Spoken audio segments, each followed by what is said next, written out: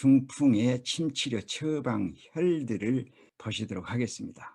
중풍 환자한테는 우선 먼저 수족 12정혈을 사혈을 합니다. 그 다음에 자침으로 들어가는데요. 자침에는 중풍 7혈이 있습니다. 백회, 담경의 곡빈, 담경의 견정, 대장경의 곡지, 담경의 풍시, 위경의 족삼리, 담경의 현종, 이것이 중풍 7혈인데요. 보통 중풍 7혈을 자침을 하고 족삼리와 현종에는 좌우측 모두 간접 뜸을 뜹니다. 중풍의 경우는 몸이 마비되어 있기 때문에 침을 좀 많이 놔도 침은도 오지 않고 괜찮습니다. 그래서 추가로 중환, 그 다음에 기해, 관원, 그리고 곡지투 소해, 곡지에서 소해 방향으로 침을 깊이 놓는 것을 투한다고 그랬습니다. 그 다음에 외관에서 내관으로 투를 하고요. 후계에서 합곡 쪽으로 투를 하고, 양릉천에서 염릉천으로 투를 하고, 석골에서 용천까지 투를 하는 것을 추가해 주실 수가 있습니다. 먼저 수족 12정혈은 지난번 시간에 우리가 보셨죠. 수 12정혈인데 사혈을 하는 것이죠. 그 다음에 발에 있는 12정혈은요. 발끝에 6개의 정혈이 있습니다. 양쪽 합하면 12개의 정혈을 사혈을 하는 것입니다. 그러면 중풍 7혈 침치료 처방을 보시겠습니다. 한의학에서는 중풍의 치료 원칙은 대개 먼저 환측 아픈 쪽을 자침을 하고요. 다음 날 건칙을 치료한다든가 교차해서 침을 놓는데요.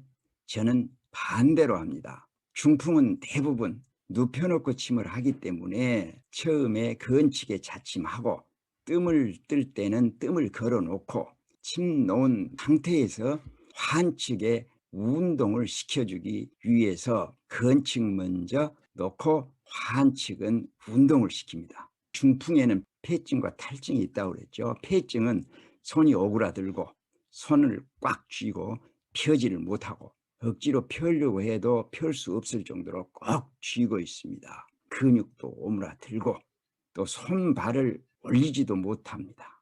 그런 증세가 폐증 증세이고요.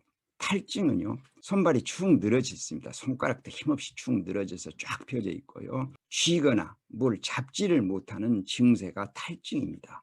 그래서 일단 침을 하면요.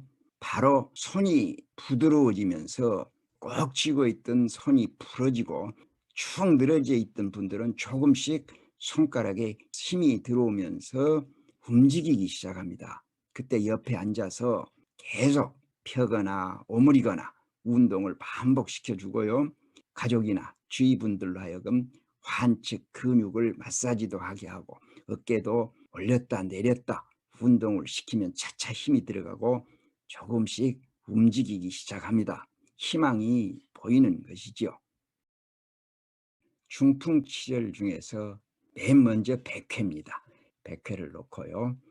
곡빈혈은 이 귀 앞에 수직선과 귀 끄트머리 이첨의 상평선과 만나는 점이 담경의 곡빈입니다. 들어 누워서 침을 하기 때문에 얼굴 앞쪽에서 머리 뒤쪽을 향해서 침을 하는 자세가 됩니다.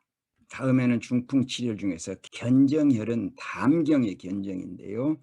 어깨의 제일 높은 견봉과 대추를 연결하는 중간 정도의 선이 견정입니다. 들어 누워서 자침을 하기 때문에 앞쪽에서 등 뒤쪽을 향해서 침을 하는데 거기는 폐가 있기 때문에 폐 쪽으로 가지 아니하는 방향으로 침을 놓으셔야 합니다.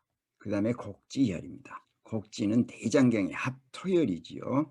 곡지혈에는 보침을 놔주는 게 좋습니다. 다음에는 풍시는 족소양 담경의 경혈입니다. 팔을 차례자세로 내려들었을 때 가운데 손가락 끝이 닿는 부분이고요. 골도법상으로 보면은 이 슬중에서부터 7치 되는 곳에 풍시혈이 있습니다. 다음에 족삼리혈은 조경명 위경의 합토혈이죠. 들어 누운 상태에서 족삼리에 침을 하게 되는데, 이 족삼리에는 뜸을 걸어야 하기 때문에 침머리가 뜸을 걸어서 빠지지 않은 방향으로 침을 해 놓는 게 좋습니다. 이 족삼리 혈은 조금 전에 보셨던 팔꿈치에 있는 대장경의 곡지혈과 짝을 이루어서 사음침, 대장전격 보침입니다. 대장전격은 중풍에 필수적으로 들어가는 혈입니다. 중풍 치료 가운데 마지막 혈 현종입니다. 우리 정경에서는 현종이 비골 뒤쪽에 있습니다. 삼음교의 맞은편이죠. 거기에 현종이 있는데, 저는 그 현종 대신에 이 절골을 현종으로 사용을 합니다. 이 절골은 경골과 비골이 만나는 곳에 있는데 외과청으로부터 세치 위가 되는 것입니다. 절골혈을 현종으로 사용하고 있습니다. 잘 듣습니다. 왜냐하면 들어 누워서 침을 하게 되면 거의 땅바닥에 닿기 때문에 이 절골혈에다가 침을 놓는데, 절골혈에도 뜸을 걸어야 되기 때문에 뜸이 빠져나오지 아니하도록 약간 위를 향하게 침을 해놓는 게 좋습니다. 그런데 이 족삼리와 현종은 양쪽 다 침을 넣고 네 군데 다 뜸을 뜨는데 각각 5장 정도 뜰 수 있는 시간이 있으니까 뜸을 뜨면 좋습니다. 중풍 치료를 외에 추가로 놓을 수 있는 자리들입니다. 그 중에 중화는 재중, 신골과 이 명치 위에 있는 중정의 중간 정도가 됩니다. 이 중환이 육부를 가장 잘 치료할 수 있는 부의 회열입니다. 그 다음에 중풍 치료 외에 기해와 관원입니다. 곡골에서 재중까지는 5치인데요. 곡골에서 2치가 관원이고, 관원과 재중의 정중앙, 그러니까 1.5치 거리에 기해가 있죠. 다음에 곡지투 소해, 외관투 내관, 후계투 합곡, 양릉천투 음릉천, 속골투 용천을 추가해 주시면 되겠습니다. 유침 시간은 보통 병증의 경우는 15분에서 30분 정도 유침을 하는데요. 이 중풍은 보통 1시간 이상 유침을 하는 게 좋습니다. 그 사이에 뜸도 뜨고요. 그 후에 발침을 하고 우선 환자가 일어나도록 하는데, 혼자서 눕지도 못했기 때문에 혼자서 일어나지도 못합니다. 그런데 환자로 하여금 혼자서 꿈틀꿈틀 뒤척여 가지고 몸을 일으켜서 일어나 앉도록 시킵니다. 기를 쓰고 뒤척여서 겨우겨우 일어나 앉으면 또 눕힙니다. 다시 하라고 그럽니다. 그렇게 해서 반복해 줍니다. 그 다음에 어느 정도 일어나 앉는 것을 좀 더 자유스럽게 하면은 다음에는 무릎을 세워가지고 일어서게 만듭니다. 그것도 시간이 많이 걸립니다. 인내를 가지고 계속해서 반복을 시킵니다. 겨우 일어나고, 못 일어나면 의자를 갖다 주고 잡고 일어나게도 시키고, 그렇게 해서 겨우겨우 일어났는데 또 앉게 하고 다시 시킵니다.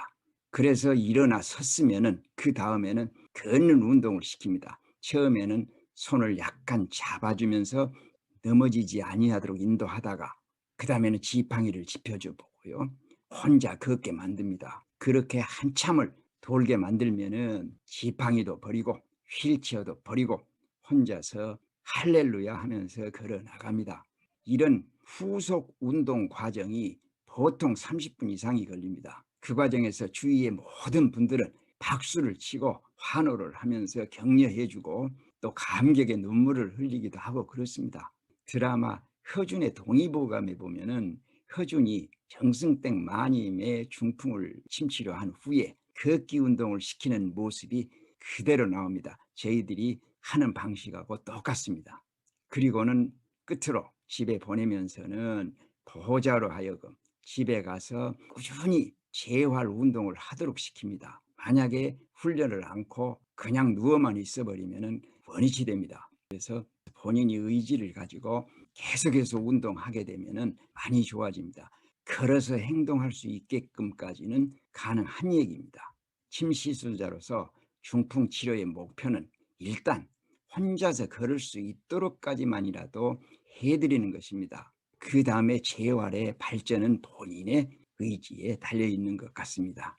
뇌졸중, 중풍이라는 것이 어떠한 비응증인지를 보신 후에 침치료 처방혈들을 다 보셨습니다. 수고하셨습니다. 평안하십시오.